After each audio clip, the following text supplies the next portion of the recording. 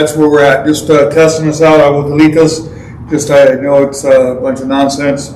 Trying to figure out how to get this Mevo, and all this other stuff. Some things had to be updated. So that's where we're at. And I couldn't get to work last night, but it seems to be working tonight. So we're going to stop it, and we'll see. No, I have this. That's what I want. Yeah. I want that key change. On the third. Number 3.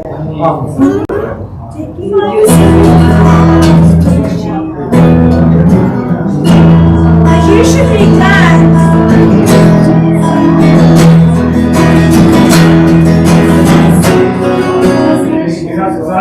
Okay, so, wait. You know what? Gloria, hold on a second. What we're supposed to do is we're coming like we were coming in with the beginning part.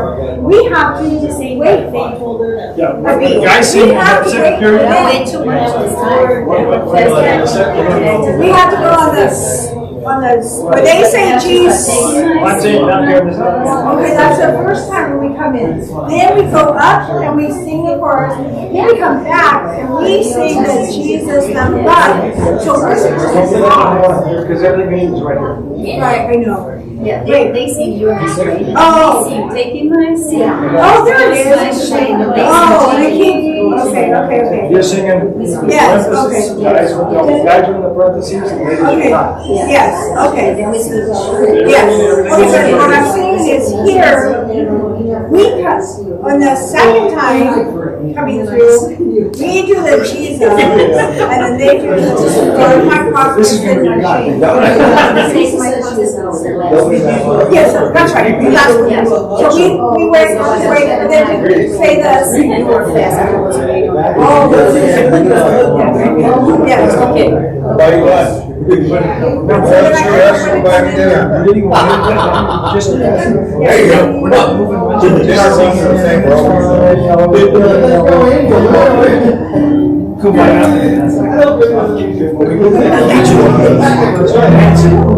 Get live. You know. Water refrigerator.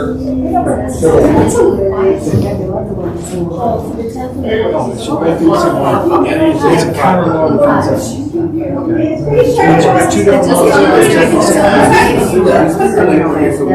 That reminds me of my baby's my boys, my sons. I would go to their heads with night sermons. I would go to their heads and they'd be out. I was like, I'm looking at you smiling. On my face. Especially my youngest Nick. Just tickle his head.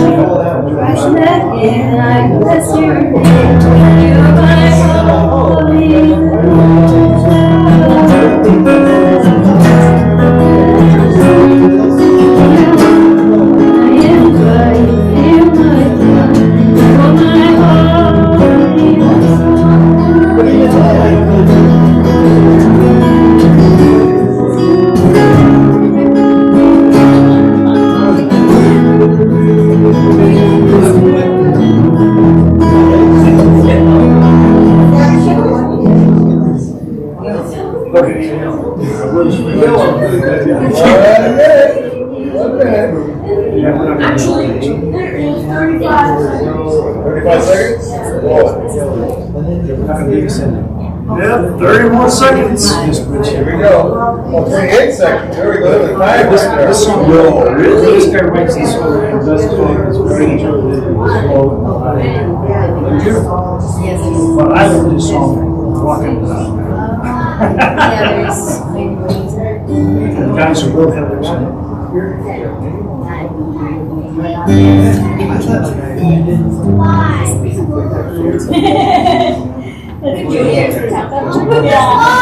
off.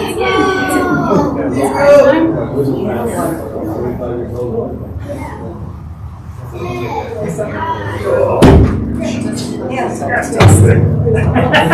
Oh, call that adjusting. I'm used to sharing.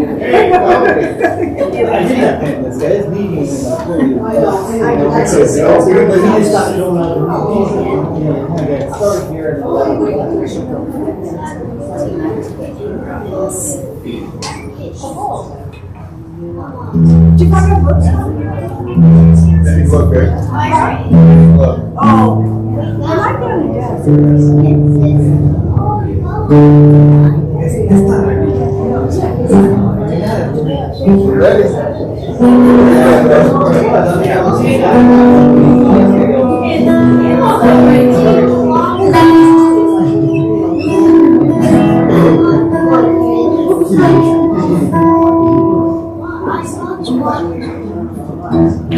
Good evening, church.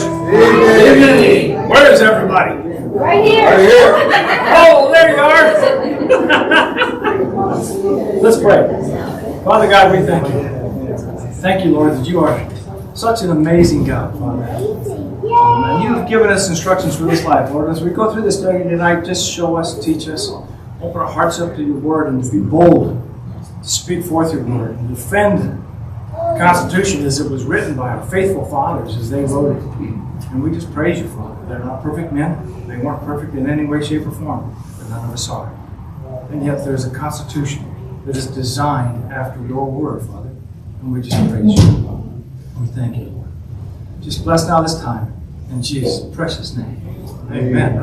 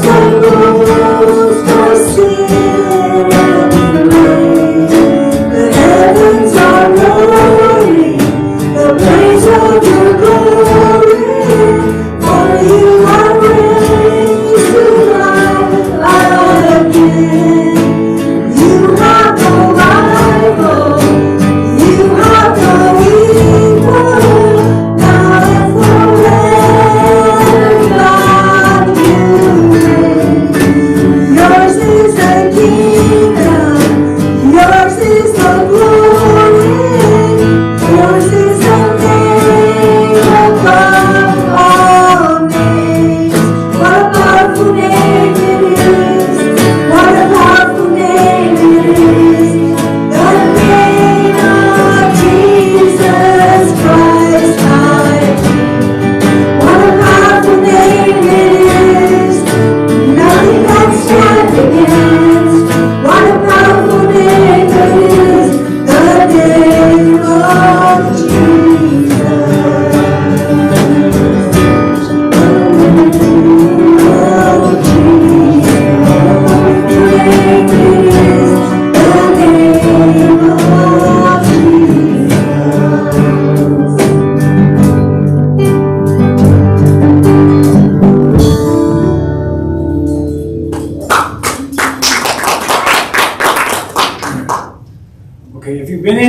while. Ladies, you know there's a ladies part, and guys, you know there's a guys part. When we get to that, just follow along. If you can't follow along, dance in the aisles. It's okay.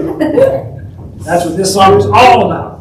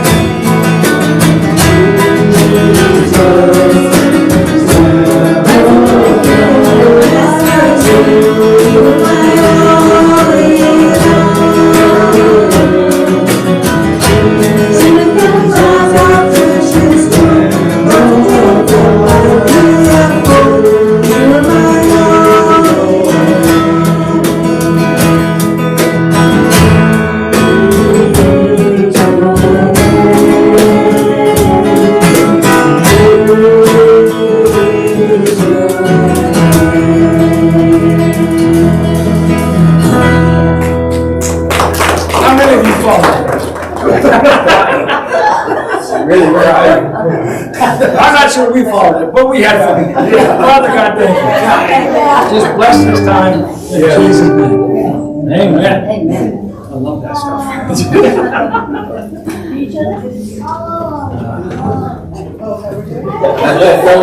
Go ahead, greet somebody real quick.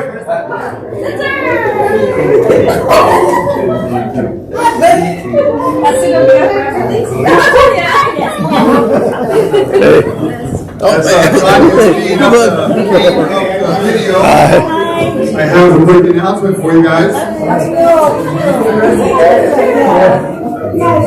Hey, how are you? Doing wonderful. Ladies first. Hey,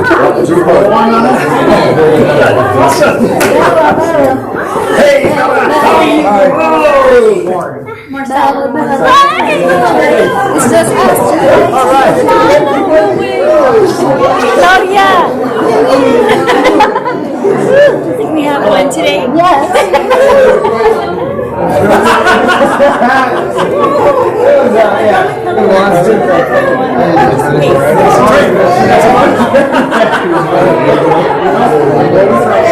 I love it. Back to work. Yeah, so that's all I've been so yeah, that's good. I've been here. Actually, I was told that it was small, but then when I started going, they said, oh, it's all of a sudden got bigger. All right, so we got a couple quick announcements for you. Nice. We are still in need for next week. Some folks are signing for the meal train for Carlos and Jackie. So if you need to see that, I posted on Facebook, but there is a flyer in the back. And if you need more information, see me. I give you the QR reader that you can get on there, or the link to get you onto the meal train. We still, like I said, we have next week to fill. So we use all the help we can get. Continue to pray for Sue. Also, we just found out yesterday, a friend of ours passed away, a good friend of ours. We've known him for several years. Actually, Joe dated his daughter for several years when they were in junior high and high school, and a guy passed away. So just ask you to pray for that family. And then Jay Mitchell, his cancer, Pastor Paul out there with his heart condition at Liberty Hills Christian Church up in Cottonwood. Trying to get him strong enough so he can do surgery.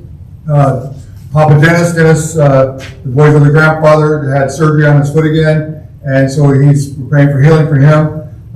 Cherie is not doing well. One of the grandparents of the students at our school, we asked you to pray for her, and there's several other people just unspoken, and so we asked you to do that. But really, we need some help with the mill train. So if you can help that, just see Tanya or myself. And also, for your information, in the back of your book, on page 98, is the answers. Because they go so fast, and if you're not paying attention, they're like, did he just say that answer or not? And but they are in there, so page 98. So we'll let Tanya kick off and we'll turn off the inside lights tonight, and then we'll get it going. So.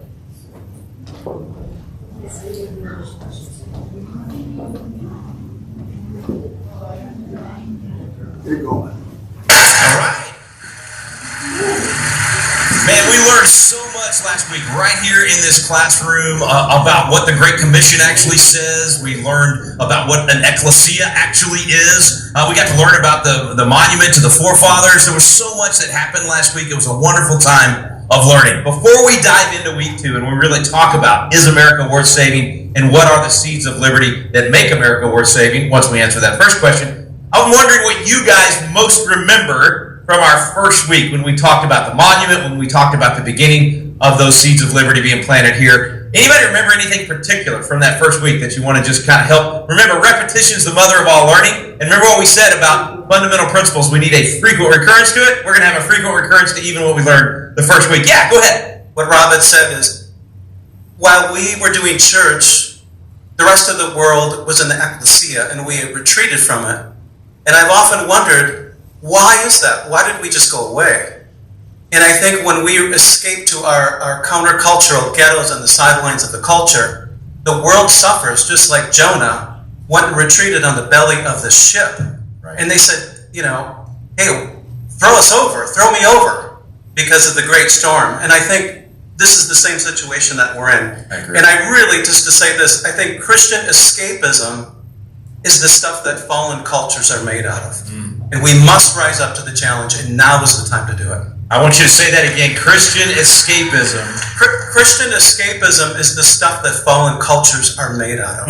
It's actually a great way to lead into this week, because I think sometimes, we all need encouragement, but often it's conviction of what we need to change and how we need to act different that's actually going to make the difference. And we have this lack of courage in the culture. And so part of what we're going to cover on this week's class is not only answer this question of, is America worth saving, and what's some of that true history of where we came from, but how do we as a church have the courage to stand for truth and go out into a culture that sometimes we think does not want to hear truth. I personally think they're hungry for truth. I think they're starving for truth, and that they want it.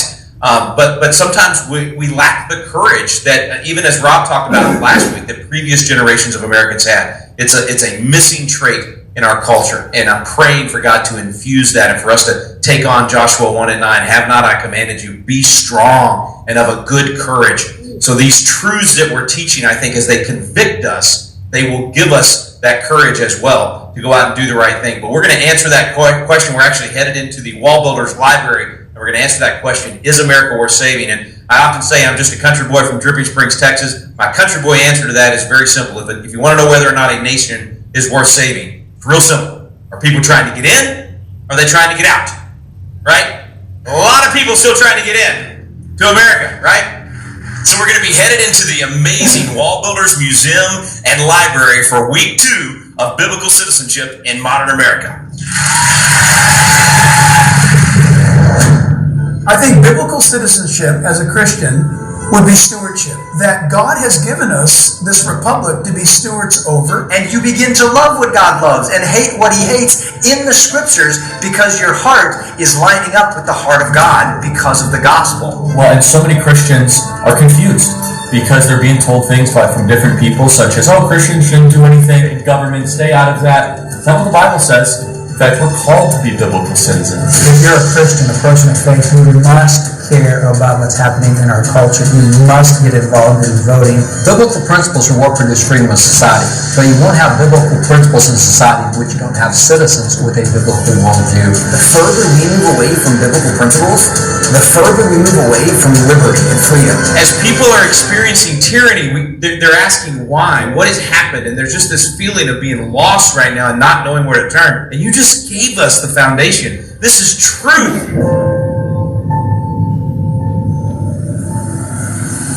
Biblical citizenship.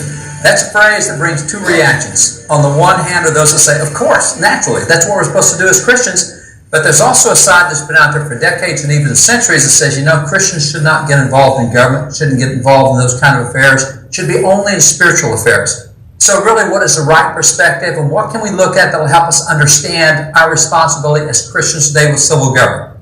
Best thing to see is what's the biblical foundation for the concept. So let's go back to the very beginning. If you go back to the beginning, look at the beginning, a great place to start is the book of Genesis. Genesis is often known as the seed plot of the Bible because every single major teaching that we believe as people of faith, as Christians, goes back to the book of Genesis. So when you go back and look at the beginning of Genesis, and it does say, in the beginning, let's see how things began. You have in the beginning God, and you start with God, and we see that God made creation and He made man. Now, once He makes man, you start seeing the beginnings of government. First form of government is self-government. We're supposed to govern ourselves. But we also see that in the first 3 chapters of Genesis, God takes man and puts him with woman, and they have children, and so you have family. This is the concept of family government. This is the first thing that we see in the Bible in the area of corporate government beyond civil government. The next thing we find is in Genesis 9, we have the beginning of civil government. This is where God steps in and says, okay, here's what you're going to do with murderers. Here's what you do with thieves. He starts laying down laws for civil government that came from God. That's in Genesis. That's the second form of government, third type of government, because self-government, family government, and civil government.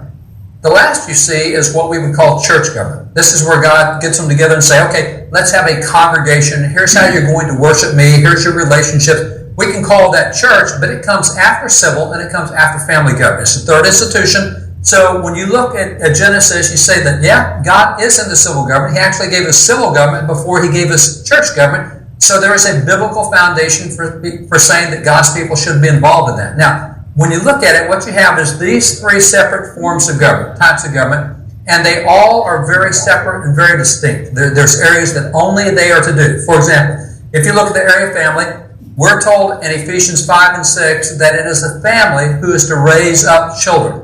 It's not the government's responsibility to raise children. It's not the church's responsibility to raise children. They can help cooperate and support, but God says, parents, it's your responsibility to raise your kids.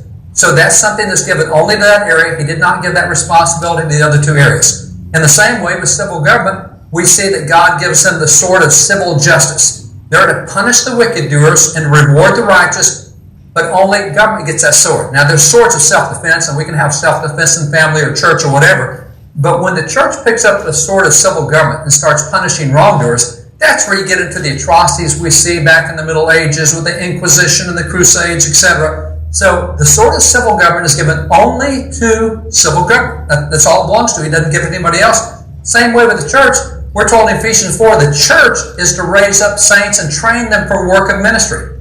It's not parents who are supposed to train the saints for work of ministry. It's not the government who trains saints for the work of ministry. That's something that goes strictly to that area. So when you look at the Bible, you have these three institutions, and God says, okay, here's what you guys do, here's what you guys do, here's what you guys do. So there are distinct areas that they're supposed to do, but because man's involved in it, you can't have them completely isolated, completely separated. If I'm involved in civil government, I'm going to be involved in my family, I'm going to be involved in my church. You really can't isolate them all and say, wait a minute, I've got to put on a different hat and move over here. I'm going to flow between the three. And so because I do that, you have to understand that they're not completely isolated, even though they're separate spheres, and there's ways that they can cooperate together. For example, if you take the area of family, and I'm involved in family, and if I loop that with civil government, there's areas that government's supposed to do, areas that family's supposed to do, but there's areas where they can cooperate. Now, what is it that family and government can cooperate? What would help both of them if they both work in this area? One answer is strong families. If government works to build strong families and family works to build strong families, they both benefit from that without violating their jurisdictional separation. Now, this is not saying that governments create strong families, because they don't, but they can create an environment that helps families be strong, which is going to help government as a benefit. So it's not government's responsibility to create strong families. It's their responsibility not to damage what the family is supposed to do with its own family, and that means creating an atmosphere for good policies. If you look at the area of family and church, what benefits both of them? Well, quite frankly, having strong Christians benefits both. If the family works on having strong Christians, that helps the church, and if the church works on having strong Christians, that helps the family, and neither one has violated the jurisdiction of the other. In the same way, if you take church and government, now we often hear this as church and state, I thought they're supposed to be separate. Well, they are. They are separate institutions, but there are things they can do to cooperate. What would benefit both of them? What could you get church and government both working on that would help both of them? And the answer is building strong citizens. Now, this is why we teach civics and government and math and science and so many other things. You want educated citizens, you want strong citizens, you want citizens who know how the process works. And interestingly, when you look at strong citizens, one of the best ways to have strong citizens was actually given by the founding fathers years ago, and there's so many founders we could choose from, but I'm going to choose Daniel Webster as the example. This is what Daniel Webster said, great defender of the Constitution. He said, whatever makes men good Christians makes them good citizens, and that's true. It's not the good Christians that the police have to arrest for drive-by shootings or violence or all sorts of abuse. And good Christians make good citizens, but those two things do go together. And that's something where that actually church and state can cooperate, is in building strong citizens. And again, it's government that provides the atmosphere for that to occur. Government doesn't do it, they just provide the atmosphere. So you have all of these institutions, and they do have cooperative functions. They do have things they can do together. Now, going back to Genesis' seed plot, let's take another step. All right, we've seen kind of how that there's institutions and God created all of them, and He gave jurisdictions to all of them. He gave responsibilities to all of them. They can cooperate, which means we as individual citizens can and should be involved in that. But let's go back to the beginning at the creation.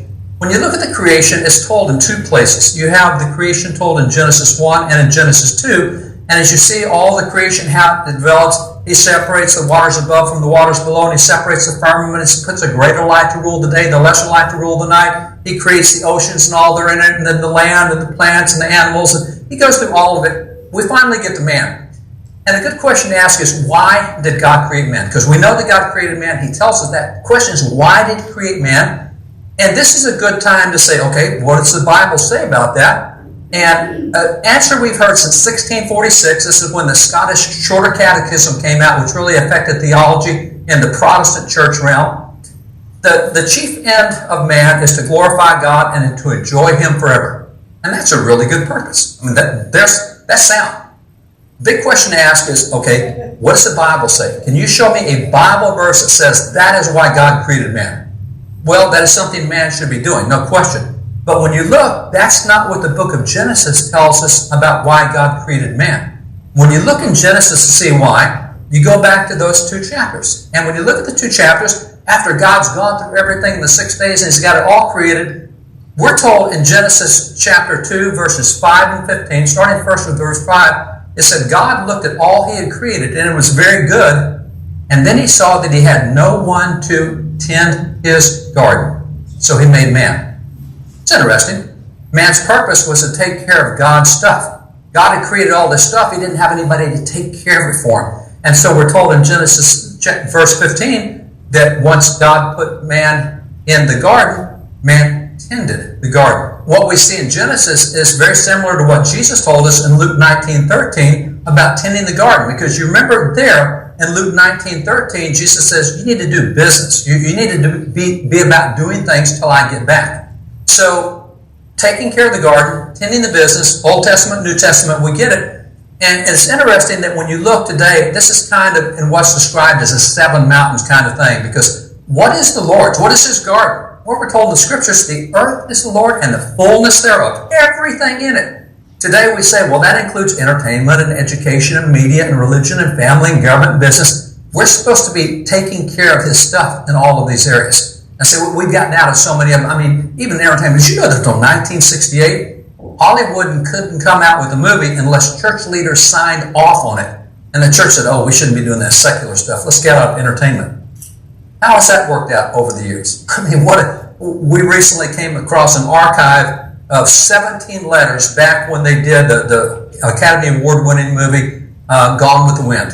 17 letters going back and forth over whether they should use the one word damn in the movie. Rhett Butler, as he leaves, frankly, my dear, I don't give a... They had a massive outcry. You can't use a curse word in a movie. Oh my goodness, look how far we've come. They say we used to be involved in all this, education, all of these areas, and so we've gotten out of them. And how's that working out for us? We've gotten out of government. That's one of the parts of His garden we're supposed to be taking care of. So there is a biblical mandate, a biblical responsibility to do this. So civil government is one of those areas where to operate in, and one of the easiest ways to do that is at least by voting. Now, voting is very significant, but it's something that a lot of people don't tend to garden through voting. As a matter of fact, as you look at something like Los Angeles, and you take Los Angeles, one of the largest cities in the nation, and the mayor of Los Angeles announced that he had been elected with 2.9% of the adult vote in the city. Oh my goodness, 2.9%? There's a lot more people that could have taken care of the garden of Los Angeles, and you consider the policies they have and so much that's out there. Even in Texas, the city of Houston, the mayor of Houston the population of Houston is such that if you're the mayor of Houston, there are 26 states, individual states in the United States, who have less population than the population of Houston. So being the mayor of Houston is like being a governor in 26 states, and the mayor of Houston's elected with 6% of adults voting. So one of the easy things we can do to tend the garden in the area of government is to be involved in elections. And that's local elections and county elections and state elections and federal elections. But there's more to it than that. There's more that we can learn about the process, and there's more that we can do in the process. And this is where a knowledge of constitutional process is important, a knowledge of American history is important. The more educated and informed you are, the more effective you are, and the more you can make a difference in the system. So let's go to the American founding. When you look at the American founding, and you look at what these guys did in creating their Constitution. And by the way, there's 5,600 years of recorded human history. And when you look at that, the question to ask is, okay, they created a government, but what's the average length of a Constitution in the history of the world? And history tells us 17 years. The Constitution we got from these guys is now over 200 years old. It is the longest ongoing Constitution in the history of the world. Every year on Constitution Day, we set another world's record. We've set so many world's records on stability, we don't even think about it anymore. It's natural, normal to us. But the question is, okay, everybody had access to the same set of ideas they had in their day because there were political writers. You have millions of books. You have thousands of years of history. You have a lot of political writers.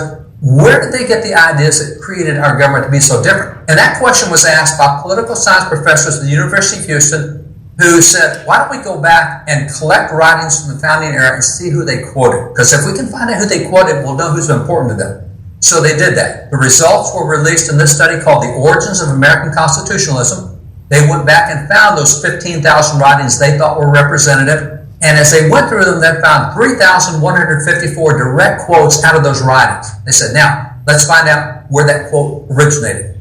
And so it took them 10 years, but they tracked every single quote back to its original source. And at the end of 10 years, they released the report, and they said, what we now know is the number one most cited individual in the American founding was a French philosopher by the name of Baron Charles Montesquieu. In 1750, he wrote a 2-volume set called The Spirit of Laws that was used heavily by the Founding Fathers. They quoted from him frequently.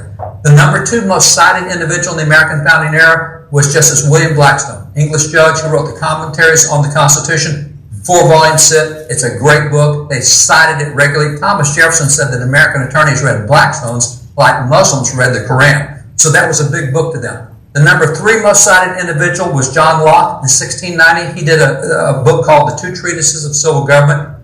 In those 2 treatises, by the way, it's a little book, less than an inch thick, 400 pages long. He references the Bible more than 1,500 times to show the operation of civil government. So if you think the Bible doesn't say much about government or doesn't refer to it, read that book from 1690. That's got a lot in it. So these are the 3 most cited individuals, but what surprised them was the number 1 most cited source out of all sources was the Bible. 34% of all the quotes they looked at from the founding era came out of the Bible. That goes to the concept of biblical citizenship. They used the Bible to help create a form of government that's now the most stable government in the world, and it was built on these concepts and ideas from the Bible. So there is grounds for us knowing and being involved biblically. Now, when you look at the document that they did, this document, the Declaration of Independence, starts out with 161 words that gives forth 6 principles of government. After those 6 principles of government, they then give you 27 grievances showing how those principles have been violated, and then at the end they have a resolve. They say that we mutually pledge each other our lives, our fortunes, our sacred honor, and they were doing this with a reliance on divine providence. So that's the closing part. But let's go back to the 161 words. 4 of those 6 principles of government are pretty simple. They start with saying there is a divine creator. Then they say, the divine creator has given us a fixed moral law. Then they say he gives us inalienable rights, or what we would call natural rights sometimes, but inalienable rights. And the purpose of government is to protect the rights that God has given us. Now, if you take this, let me just take the second one for a minute, that he's established a fixed moral law. In the Declaration, they called it the laws of nature, nature's God. Let me just take one example of how that this dual phrase, in other words, there's the laws of nature, what we see in what God created, and there's the laws of nature's God, which is written down in the scriptures. Let me just take the area of self-defense for just a minute. If you take the area of self-defense, it's interesting to see how the founding fathers framed this as an inalienable right that came from God that reflected the laws of nature and nature's God. If you take John Adams said, resistance to sudden violence for the preservation not only of my person, my limbs, and my life, but of my property is an indisputable right of nature. Oh, there's nature. There's the laws of nature. He said, which I never surrender to the public by the compact of society, in which perhaps I could not surrender if I would. This is a God-given right. I can't give it up. He said the maxims of the law and the precepts of Christianity are precisely coincident in relation to this subject. Now, he says the law and Christianity. So that's the laws of nature and the laws of the God who created nature, which we find in the Bible. So he finds self-defense being part of both. And if we look in the Bible, we can point to Exodus 22:2 as a verse on self-defense. We can point to 2 passages in the book of Nehemiah. We can point to passages in the Gospel of Luke. So there's lots there on self-defense. Now, James Wilson, who was a founding father who signed the Declaration and the Constitution and was on the original Supreme Court and started the first law school in America and actually wrote the first law books, his lectures, he said the same thing. Notice how he said it. He says, the great natural law of self-preservation cannot be repealed or superseded or suspended by any human institution. This came from God, and nobody can take it away from us because it came from God. He says, the right of the citizens to bear arms in defense of themselves shall not be questioned. You can't even get close to challenging that because that's a God-given right. He says, every man's house is deemed by the law to be his castle, and the law invests him with the power and places on him the duty of the commanding officer of his house. All right, now, grab this. He said, your house is your castle. And if it's your castle, you're the commanding officer of your house. You have a duty to defend your castle. And that's why he said, every man's house is his castle. And if anyone be robbed in it, it shall be esteemed his own default and negligence. In other words, my house is my castle. If I get robbed in my castle, it's not the police's fault for not being there. It's my fault for not defending it. God put it in my hands.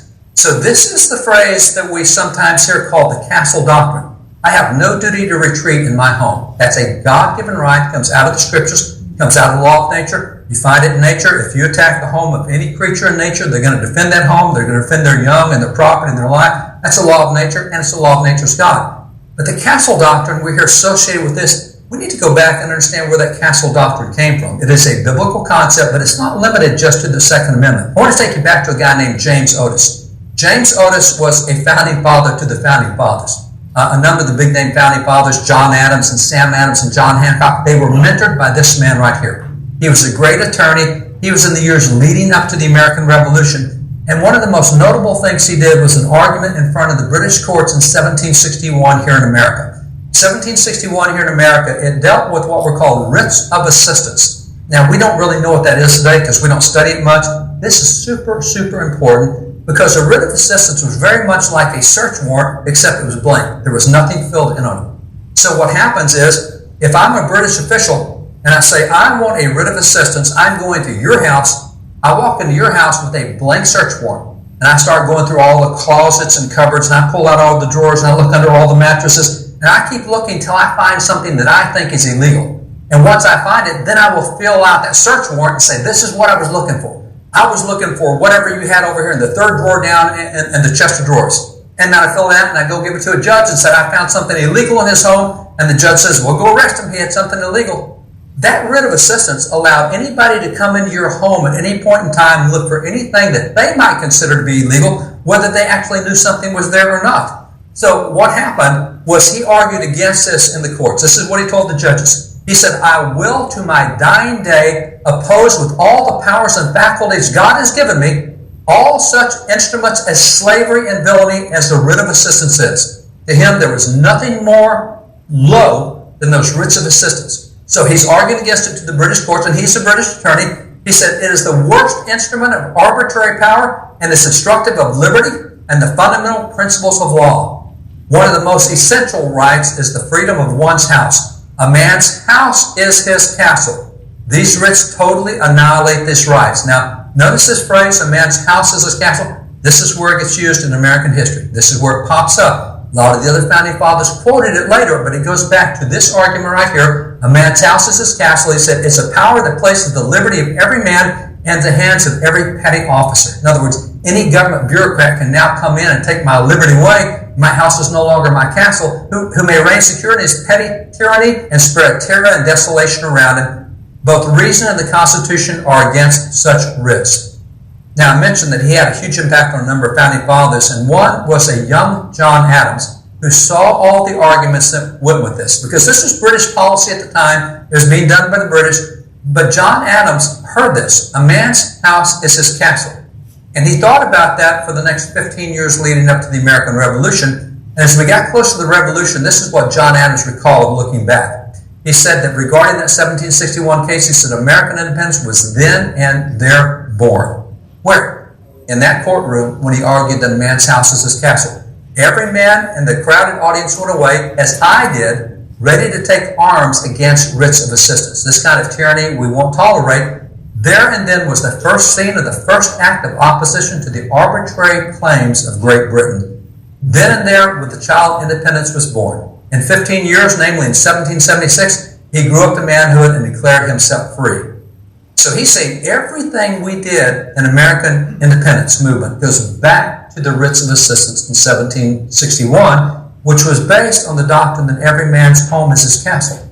Now, let's take that concept for a bit, that a man's home is his castle. And it's interesting that when you look at several amendments in the Constitution, remember, amendments in the Constitution are given to protect God-given rights. This is the Constitution saying, government, you can't touch these rights. They come from God to us. And so when you look at the Second Amendment, we talked about that. That's the castle doctrine. You have the right to defend your home and your property. You have your right to defend life. We don't have to back away from that. That's a God-given right that God gives us in the laws of nature, and nature's God.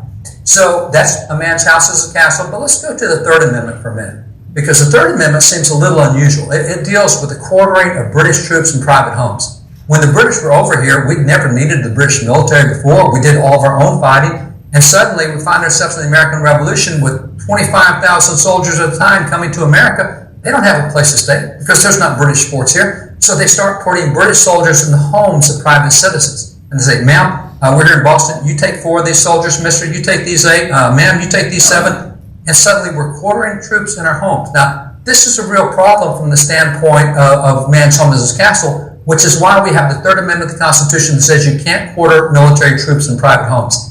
But it's not just military troops. Remember the concept that's underlying all this. What's underlying this is a man's home is his castle.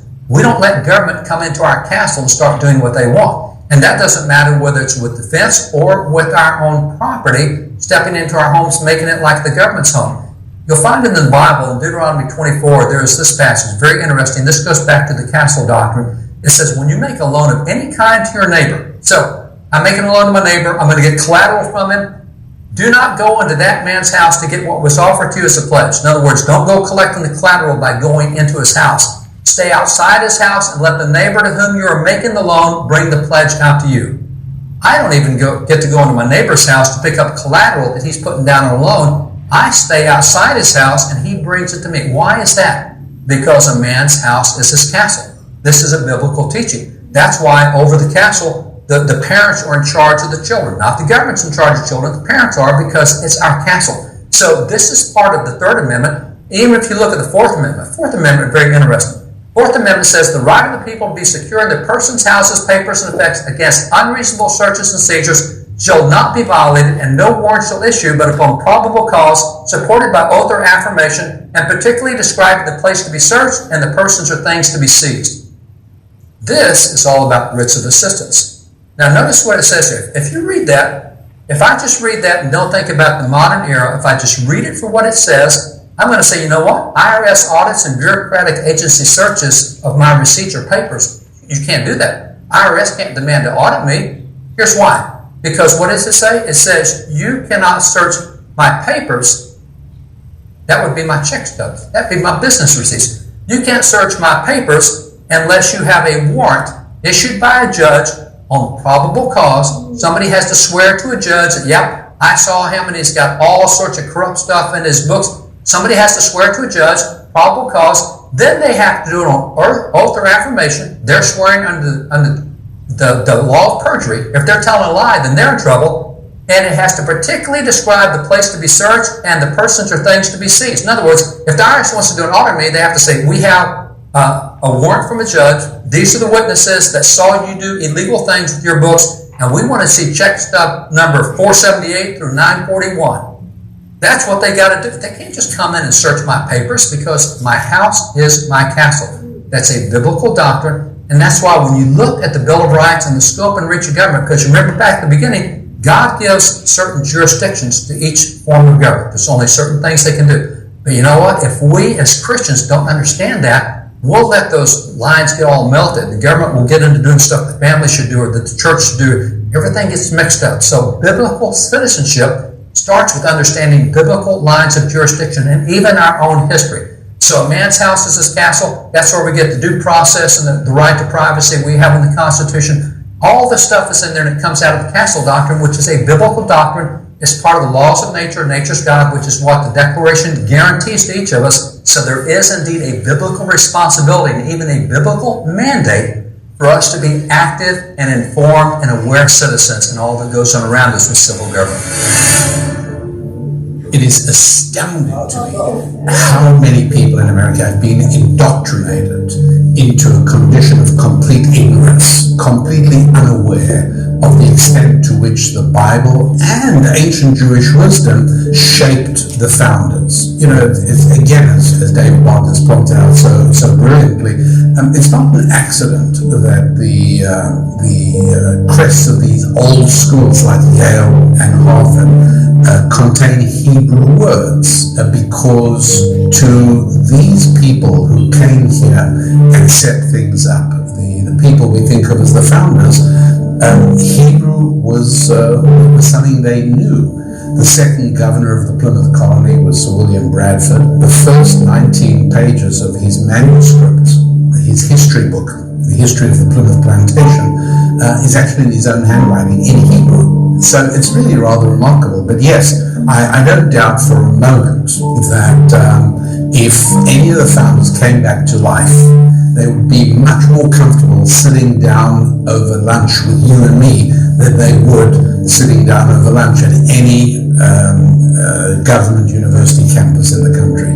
You know, if you really contrast how citizens in other countries that don't have the freedom that we have live out their religion, you begin to realize how much we have and we take for granted. For example, Harry Mahet, who is one of our legal counsel at Liberty Counsel, our chief litigation counsel, he was raised in communist Romania. In communist Romania, his dad was arrested, other pastors were arrested for bringing Bibles into then communist Romania. He has a situation once where the secret police came in with the German Shepherd sniffing dogs. They were trying to find contraband. The contraband were Bibles that the missionaries smuggled in. Fortunately, they never found them. In those kinds of countries, when you see the lack of religious freedom, the lack of freedom of expression, and then you see it here, we take it for granted. And so we have to realize how precious the freedom is that we have. And it is the ability, the freedom, frankly, the duty, the opportunity to be able to share the gospel of Jesus Christ with our friends, with our families, in our churches, in our homes, and in the public square. And so that's really how you exercise it. That's how you preserve your freedom, is you exercise your freedom. Yeah, a few years ago, David Martin and I had written a book called U-Turn, and one of the things that we did was we looked at the values of people in colonial days and then moved through history and compared it with the values that people have today. Values are just one indication of the worldview that people possess, because your values come out of that worldview. And one of the things that we discovered is that back in the late 1700s to early 1800s, the values of Americans were very distinct. But when we compared that distinct list of primary values, there were about 9 of them, to the primary values that people hold today, there isn't one value that overlaps from colonial America to today. And that's just one of the number of indications we have that our worldview has radically shifted. What we believed back during the founding years of the country and the years and decades immediately after that bears no resemblance to the values and the morals and the mores, the traditions, the lifestyles that people choose today. And it all comes back to this issue of worldview. I think a lot of people today want to talk about authenticity and us being relatable, and yet we're missing it. Our nation was founded upon the pulpits that were ablaze. Alexa de Tocqueville talked about that, where pastors spoke to the issues of the day, and that caught the attention of the people. Instead of us trying to make our ministry relevant today, all we need to do is rely upon the Word of God and speak the Word of God into the issues of life. That makes us relevant. The Holy Spirit, the Bible is relevant. And I think we've lost that in the last 60 to 80 years in America. If we get back to doing that, I think we'll see our nation recover both in our cultural awareness and certainly our biblical relatability, where Christians are speaking into the culture truth. People resonate to truth if they're hungry for it. They need to see it. Rick Green coming to you live from the Lone Star State of Texas. I'm really excited today because our family just got back from one of the coolest celebrations in the country. Paul Revere's Ride, the battles of Lexington and Concord on the anniversary of the shot heard around the world. And that begs the question, who fired that first shot? There's a lot of mystery around the question of who shot first. I have a feeling that Dad has some evidence. Somebody's got to know. It's an opportunity to relive that special day. Black powder, fire, explosions. It feels like we have stepped back in time. Two of the greatest men our nation has ever known, right here. Watching a reenactment is really cool, but being a part of it is even that much cooler. That's why Paul Revere was coming to this house. The British had oppressed them. All the while, you could hear the drums of the British. A fight is coming. We still have one looming unanswered question. Who fired the first shot? During this critical time when people are questioning about what America is or where it's headed, I think it's appropriate just to stop and ask, why is America different from someplace else? 4% of the population of the world call themselves Americans. And yet every year they write more books, more plays, more symphonies, more copyrights, inventions for thousands of years. People hoped to someday fly. It was the Americans that invented the airplane and the light bulb and the telegraph, the telephone, the global positioning system, put men on the moon. Right now there's a ship parking in the Hong Kong harbor or in Singapore using a global positioning system conceived, invented, and maintained by Americans. A Mercedes dealer in Buenos Aires is ordering a part in Stuttgart using an internet conceived, invented, and maintained. No nation in the world has ever blessed the world like America does. 4%, and yet it is that which secures the rest of the world. You know, for hundreds of years, the Britannia ruled the waves. When a British ship was overrun in the Persian Gulf, as happened over 300 times last year, where can a ship or a person turn on the high seas? Only to the 327,000 Americans that wear the uniform of the United States Navy. The United States is the standard for righteousness and stability in the world. And it's been entrusted to us. And if we dare let somebody else take it, it is those that hate freedom, those that hate abundance, want to destroy our country. And now you and I have to make sure that that doesn't happen.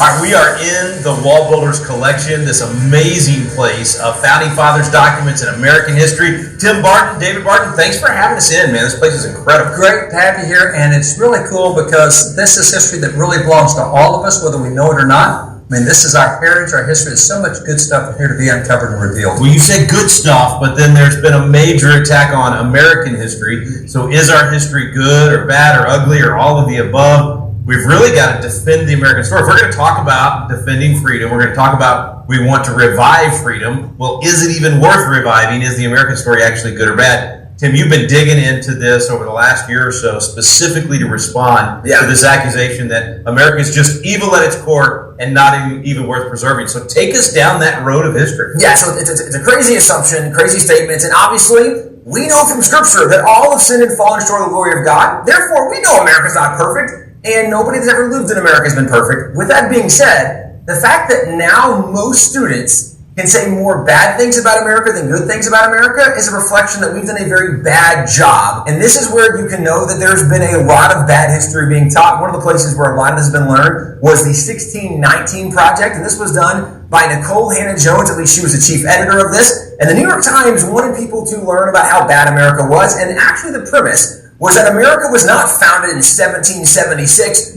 as the Declaration of Independence was done, and we separated from Great Britain, and America actually became her own nation. No, that's not when America was founded. America was founded, the argument is, in 1619 when the first shipload of slaves arrived in America in Jamestown. Now, with that being said, if you look at the original statement, the mission statement, the statement of purpose from the 1619 Project, here's the reason they said they existed. The 1619 Project is a major initiative from the New York Times observing the anniversary of the beginning of American slavery. It aims to reframe the country's history, understanding 1619 as our true founding, and placing the consequences of slavery and the contributions of Black Americans at the very center of the story we tell ourselves about who we are. So the idea that we want to retell the American story and make sure that we highlight slavery and 1619 as the origins of the story, well, throughout the New York Times Project, throughout the New York Times articles in 1619, actually on their website, you can go and see these articles. There's an article that, and this is the title of the article, "Our democracy's founding ideals were false when they were written. Black Americans have fought to make them true." Now, it absolutely is accurate that Black Americans have fought throughout American history as patriots, promoting American ideals and visions.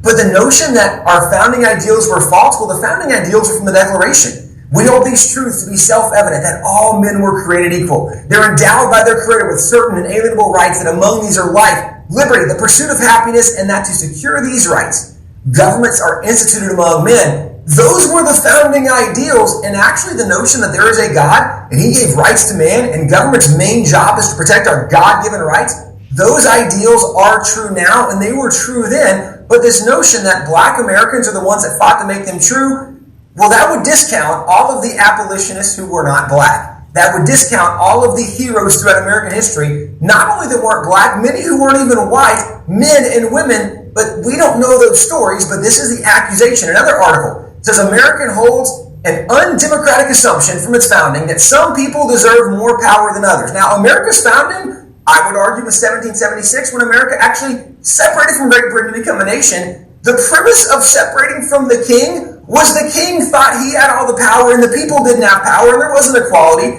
And so the Americans said, we are against the notion that some people should have more power than others. This is the exact opposite of how we were founded. Another article says slavery gave America a fear of Black people and a taste for violent punishment. Both still define our prison system. So the notion that we are scared of Black people in America, if you're not Black, you're scared of Black people, and that violent punishment defines our prison system, I'm not sure of the violent punishment that's taking place in our prison system today. If it is, I would probably be opposed to it. But this is the notion that kids are learning. These are the articles that are being written. This is being taught in schools today. Here's another article. The sugar that saturates the American diet has a barbaric history as the white gold that fueled slavery. The purpose of the article is to identify that candy and candy bars was rooted in slavery and white supremacy. So if you eat candy bars, you might be a white supremacist. This is crazy, but these are the arguments being made today. Another article. Most Americans still don't know the full story of slavery. This is the history you didn't learn in school. I will agree.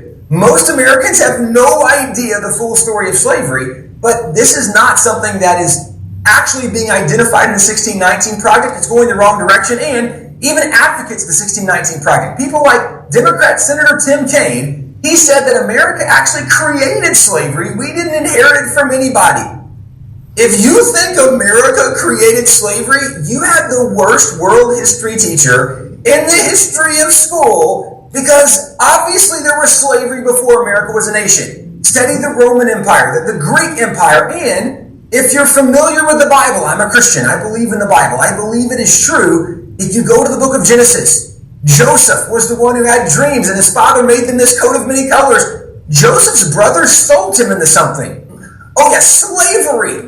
Moses delivered the Israelites from slavery. America didn't create slavery, and yet this is what kids are learning today. This is why we have an entire generation that thinks America has done more bad than we've done good, because we don't know basic history. Well, you now even see in the NBA, here's the article. In the NBA, the very term owner has come under fire as players, most of whom are black, assert self-determination. There's a group of players in the NBA who said the term owner offends them because it implies they are owned, and that goes back to their roots of their ancestors being slaves. If you are a business owner, the assumption is not that you own your employees, rather that you own the business and you hire people to work for you. But we now live in a culture that is so woke that we can't even use the term of a business owner without it presumably offending somebody in the midst of all of this. The New York Times was awarded a Pulitzer Prize for their great work in the 1619 Project, and when this happened, there was a lot of promotion from the New York Times saying we want to make this a curriculum for all kinds of teachers, and actually right now, this is being used in all 50 states in different schools in those states, and kids are learning these very lessons today. Well, as this all unfolded, there was also a group of professors who came out and said, this is totally inaccurate. And so professors came out pointing out the historical inaccuracies of what was being said. Now, professors on the left and right side of the political spectrum who just know basic history pointed out how many fallacies were in these articles and inaccurate statements were being made, and kids were learning things that simply weren't true. With that being said, you would think maybe the New York Times, the 1619 Project, would have some corrections and would change some of these articles. If you go to their website, there's only one correction listed on their website, and it says an earlier version of the introduction to this project referred incorrectly to Virginia in the year 1619 as a British colony. At the time, it was an English colony. So the only correction they make is to clarify that actually it wasn't a British colony, an English colony. Well, there's a lot of other inaccuracies being said, and here's the problem with this, is there is a lot of important history that's been lost, including a lot of black history, a lot of black heroes that have been lost, and even a lot of terrible things that happened in American history, and Americans need to learn the whole story, the good, the bad, and the ugly. The problem is today what's being said not only is misrepresenting what is true, many things are just flat out lies and dishonest in the way they're being presented. And what's also lost is the fact that in America, when we look back at Jamestown and say, well, the first group of slaves arrived in Jamestown in 1619, Jamestown was not the only major settlement in America. In fact, America largely could be referenced back to Charles Dickens' classic novel, A Tale of Two Cities. Because America was largely defined by two major early cities, early colonies, and it was Jamestown, and the second major colony was Plymouth. Both of these colonies had a major impact in American history, and both had an incredible legacy they left, but both were very different legacies. If you look at Jamestown, we probably are semi-familiar with some of the people from Jamestown, which was founded in 1607, and people like Captain John Smith, or the name Pocahontas, who's one of the great heroes as we've studied history. Well, those are names we would know from Jamestown, and certainly there were some great people in Jamestown, but Jamestown definitely had some major problems as well. Jamestown went through a period known as a starving time, where they actually turned to cannibalism. They had some major issues in Jamestown. They didn't always have great relations with the Native Americans and the Indians. And so there no doubt was issues with Jamestown, but that was just one of the early primary colonies. The other colony was Plymouth. Plymouth was founded in 1620, and if you look at some of the story of Plymouth, we know some major names like Governor William Bradford, but also there's major players to the story, people like Somerset, who was an Indian that the Pilgrims met, who actually spoke some English, and he told them that there was another Indian who spoke even better English than he did, and he wanted to introduce them to Squanto, and so he left and came back with Squanto, and they actually met the chief of the tribe, Chief Massasoit. In the midst of all of this, what they discovered was that the Wampanoag Indians were a very good Indian people, a very great tribe. They made a peace treaty with the Wampanoags. It was the longest lasting peace treaty between any whites and any natives in American history. The treaty lasted more than 50 years. Now, this is just part of the legacy of Plymouth, that even today we don't know much of the story of Plymouth and their relation with the Indians and how good it was in so many scenarios. But let me back you up to Jamestown, because the argument is that America was really built as a slave nation. Well, Jamestown was founded in 1607, but in 1619, there was a shipload of slaves that arrived in America. Approximately 20 slaves arrived on a British ship, and the British ship had just captured these slaves off of Portuguese trade ships. When they came to Jamestown, they were sold to the people of Jamestown, but they actually were sold as indentured servants. In indentured servitude, you work for a period of several years, and generally about 7 years. At the end of 7 years, you would receive your freedom. All of those approximately 20 slaves not only received their freedom, they became free landowners, and some of them became very wealthy landowners in Jamestown. It wasn't until 1651 that chattel slavery actually became legal in Virginia, or legal in the New World, and this is long after 1619, but again, this is Jamestown. That's one colony. There was a second colony, Plymouth. If you look at Plymouth, their history of slavery is very different. In fact, in Plymouth in 1641, they passed some early laws that actually forbid man-stealing. And man-stealing they defined as capturing someone off of a continent, transporting them across the ocean to a new continent to sell them into slavery. This was specifically targeting the North Atlantic or the African slave trade that was going on at the time. Now, in 1641, they did pass a law where they said that slavery was legal on two conditions. It was legal for punishment for a crime, that you could be a slave for so many years, or it was legal if you were captured in justified warfare. And some people today want to say, well, the fact that they allowed slavery in any conditions is terrible, but remember, this is the 1600s. And if it's a justified war, meaning it was a war where you were defending your property, defending your family, defending your people and nation, you didn't start the war, but you were defending. Well, if you conquered a people in the 1600s, there were only two options for a conquered people group after a war. You either killed them or you enslaved them. And this wasn't something unique for the Pilgrims. This was the way the world operated for literally thousands of years. And so this was the Pilgrims being normal. But they did say it was against the law to man-steal, to kidnap somebody off a continent, to transport them to a new continent and sell them into slavery. Now that law matters. In 1646, the first shipload of slaves arrived in Plymouth from Africa. But because man-stealing was a crime in Plymouth, the people of Plymouth imprisoned the ship captain and the crew, and they freed all of the slaves. And they actually charged the crew and the captain with the crime of man-stealing. This is a big deal because you see the legacy of Plymouth is very different than the legacy of Jamestown. And this is what's lost today. One of the cool things that was done in the late 1800s is a map showing the legacy from Plymouth and the legacy of Jamestown. And it shows the legacy of Jamestown promoted slavery in many of the southern states, southern colonies, but the legacy of Plymouth promoted freedom and work ethic and responsibility and biblical values over the majority of the nation. Why does this matter? As the map even identifies, although Jamestown had a very significant legacy in America, the majority of America was not impacted from the legacy of Jamestown. The majority of America was impacted from the legacy of Plymouth and what it promoted throughout all of the nation. But today, we're not learning about the positive things that Plymouth promoted or brought to the New World. What we're learning about is the negative impact of Jamestown, and even some of that is overstated or misstated in what's being said. But this is where the 1619 Project gets it so wrong. One of the things the 1619 Project also says is we need to be learning in America about some of the black heroes who have contributed along the way to the American story. And I totally agree. It's just that the 1619 Project has left out a lot of very important black heroes that they should be highlighting. People like the Reverend Harry Hoosier, who was considered an evangelist in the Second Great Awakening. Now, he was a slave early on in life. He got saved and decided he wanted to share the gospel message with others.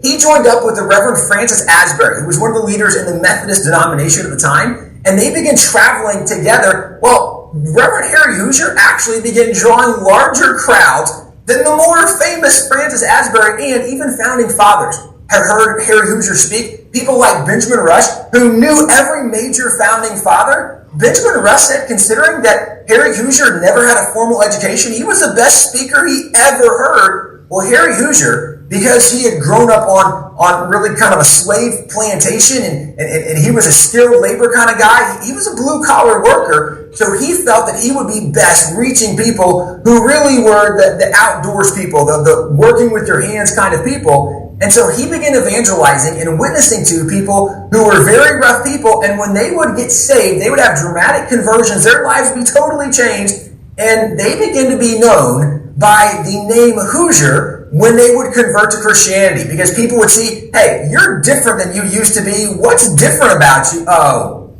you're one of those Hoosiers now. You got saved under Harry Hoosier, and this was kind of the thought that happened. Now, a lot of these guys that were getting saved and having conversions under the work of Harry Hoosier began moving from where he was out to the Indiana territory. Now, Indiana became known as the Hoosier State.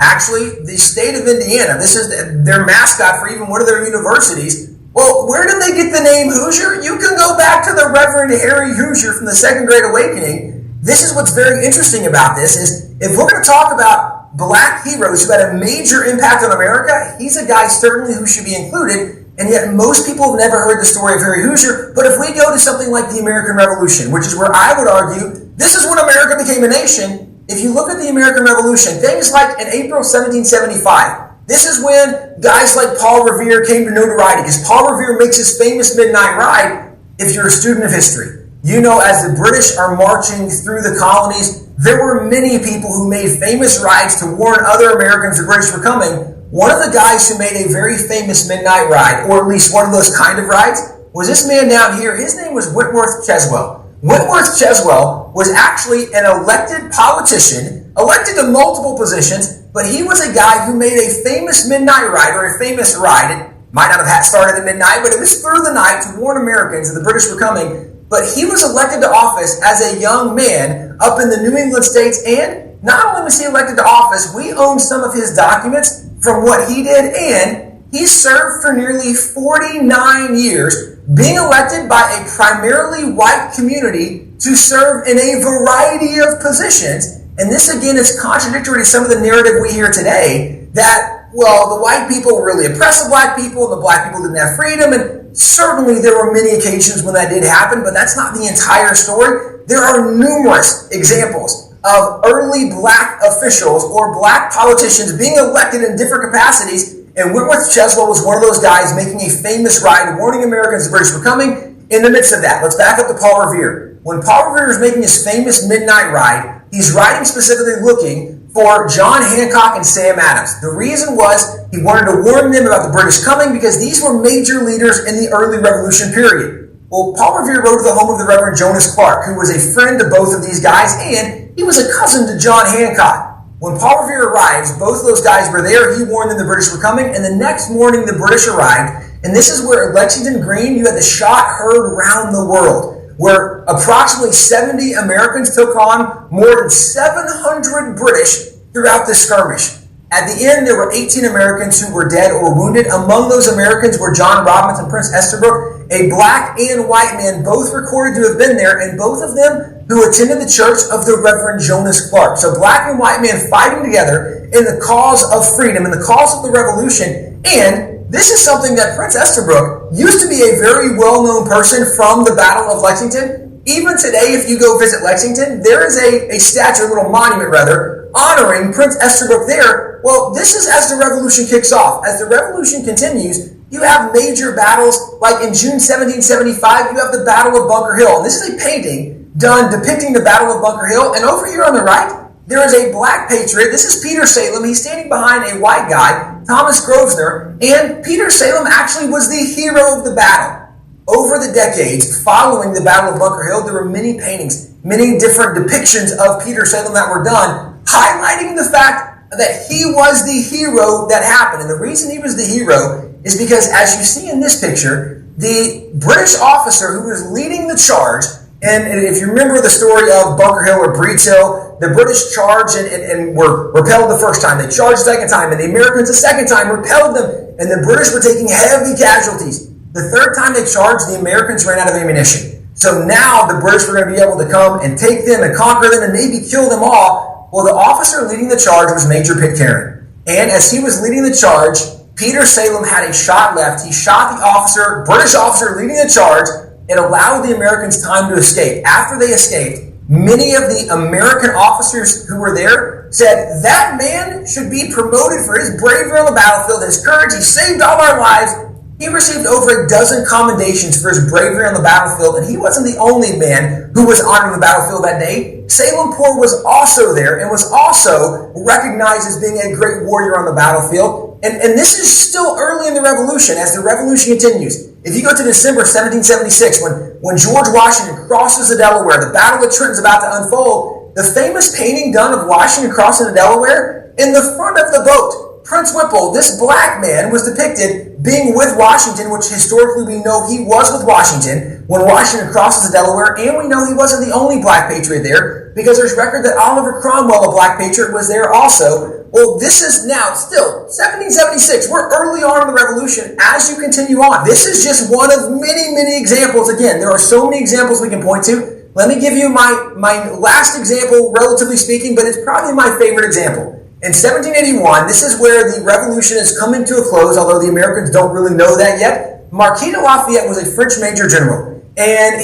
when he came to America as a 19-year-old young man, he teamed up with George Washington, and he's helping the Americans fight for freedom. Washington assigned Marquis de Lafayette to track the movement of many of the British officers, because we were trying to capture officers and really know where their troops were going. And so for Lafayette to do this, he set up his own spy ring. And one of the things he did in his spy ring was he would take many of the black patriots and he would tell them, pretend to be escaped slaves, go seek refuge in the British camp, and then just try to gather whatever intelligence you can, come back and let me know. I'll tell Washington. Well, one of the guys who joined him in 1781 was James Armistead. James Armistead was from Richmond, Virginia, and when Richmond was conquered, James decided he wants to sign up and he wants to help fight for American independence.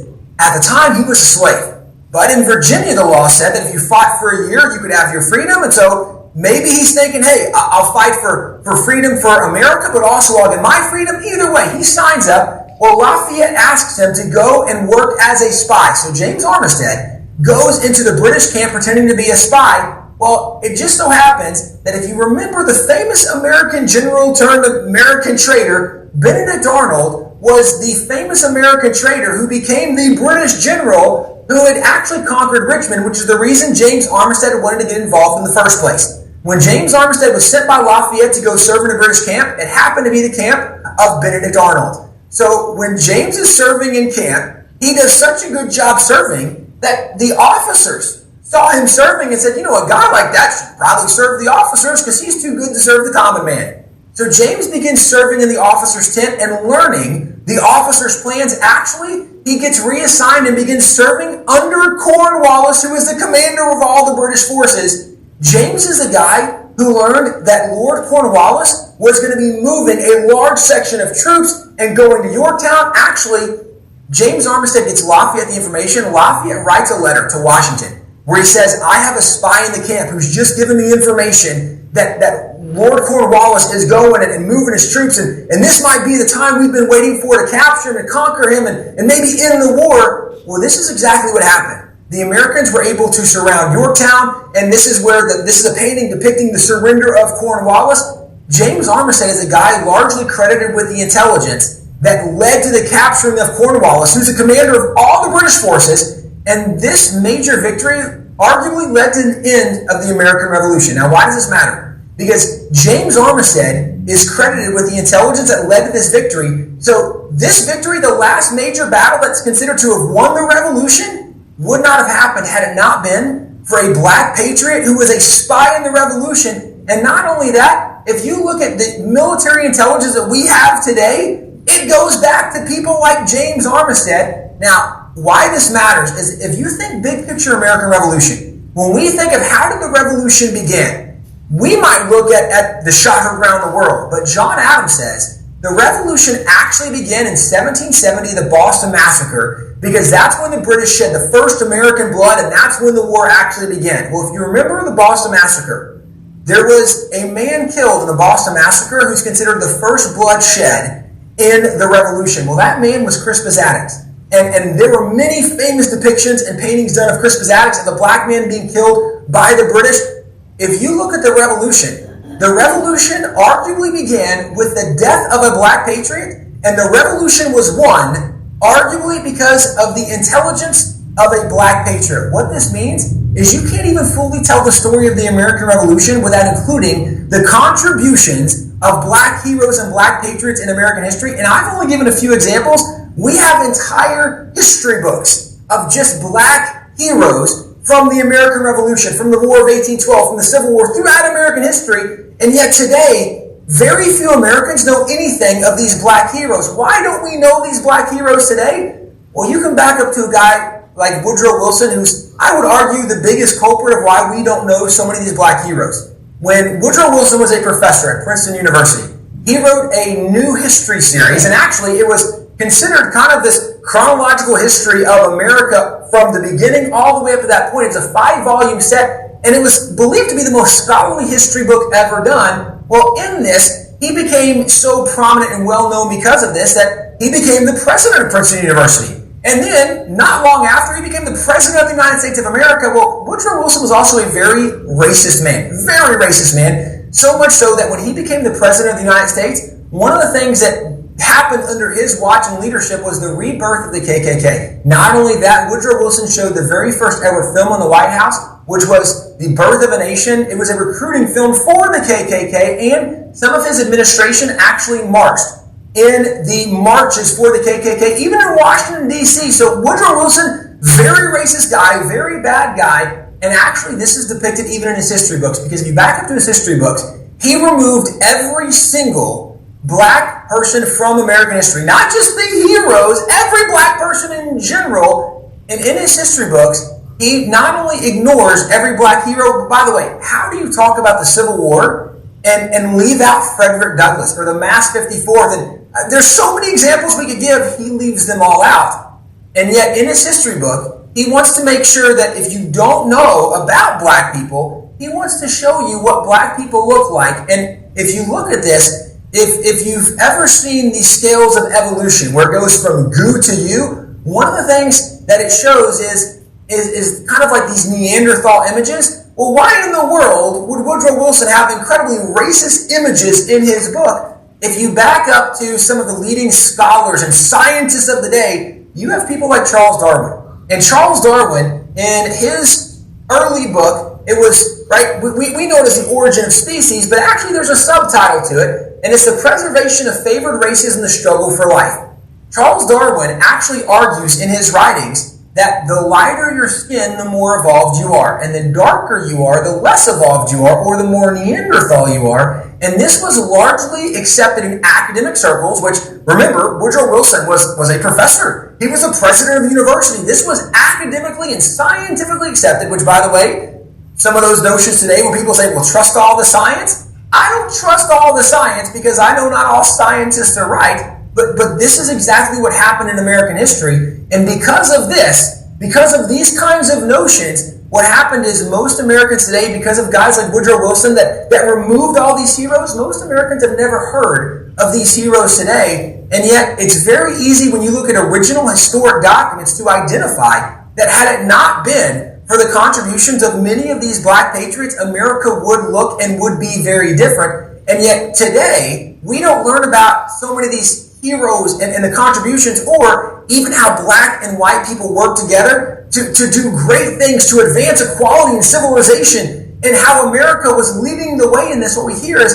no, America was really, really bad, right? 1619 Project is what's promoting that idea so much today. And because of that, there's articles that are coming out every single month about how America was rooted in slavery and all of America is about slavery and this is what we hear so much of. So let me just finish by giving a few thoughts related to slavery. First of all, it's worth noting that America was not ever a leader in the global slave trade.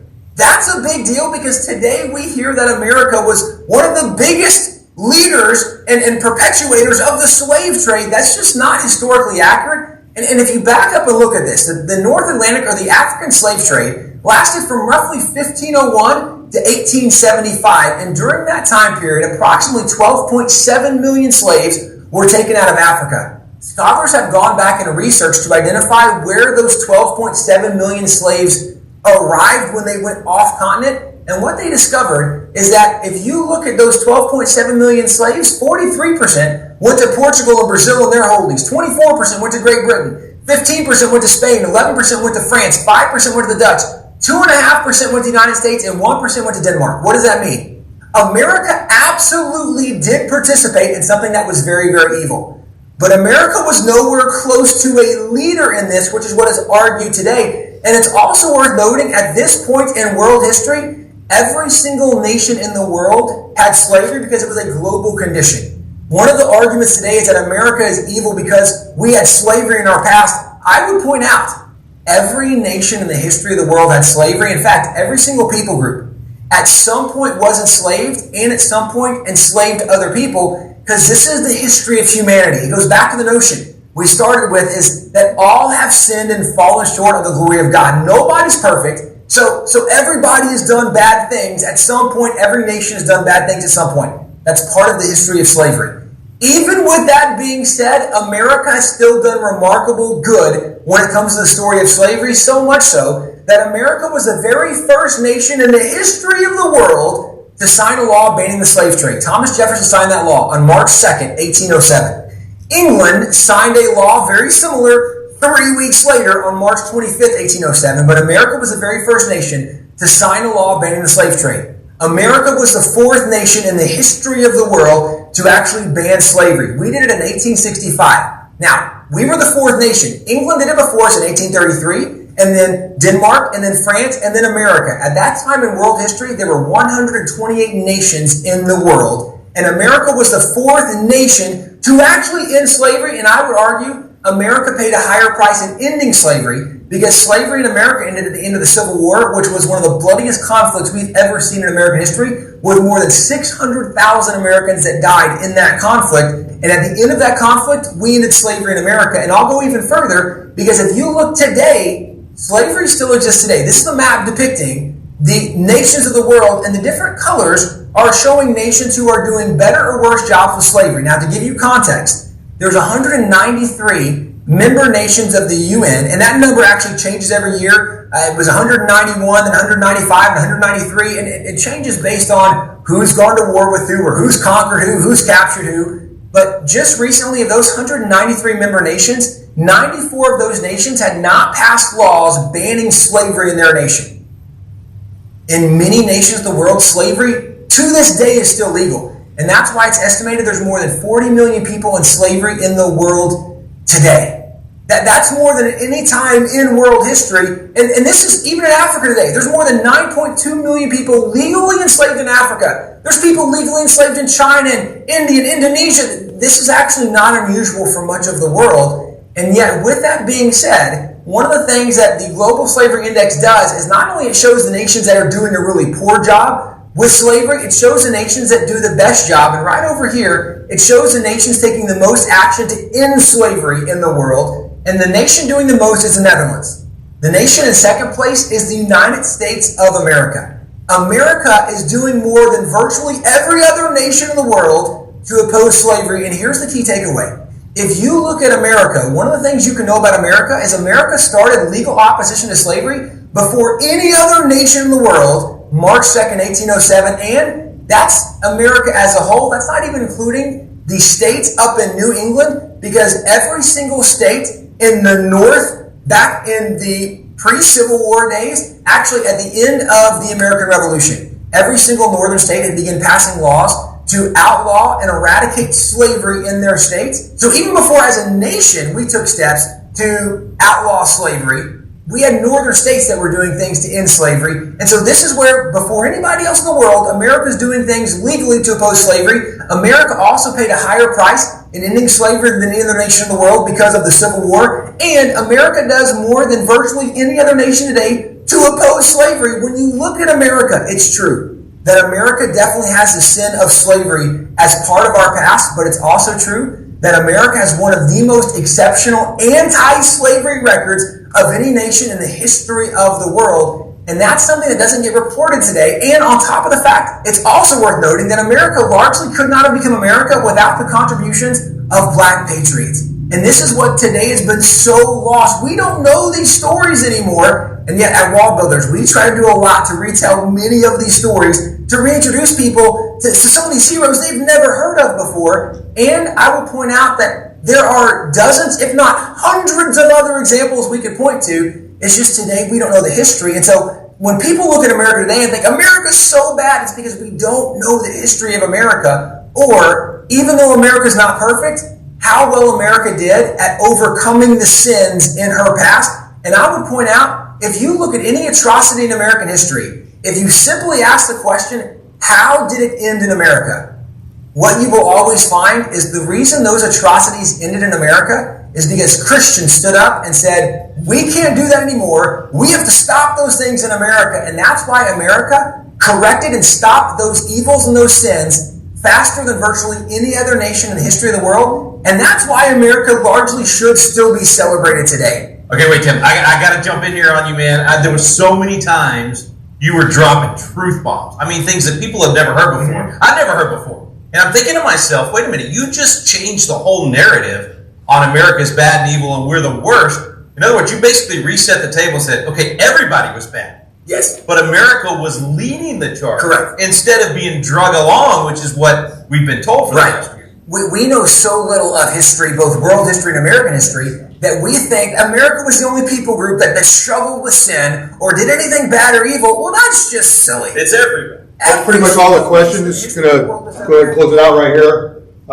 You always go on line and check it out, but I'm going to stop this real quick.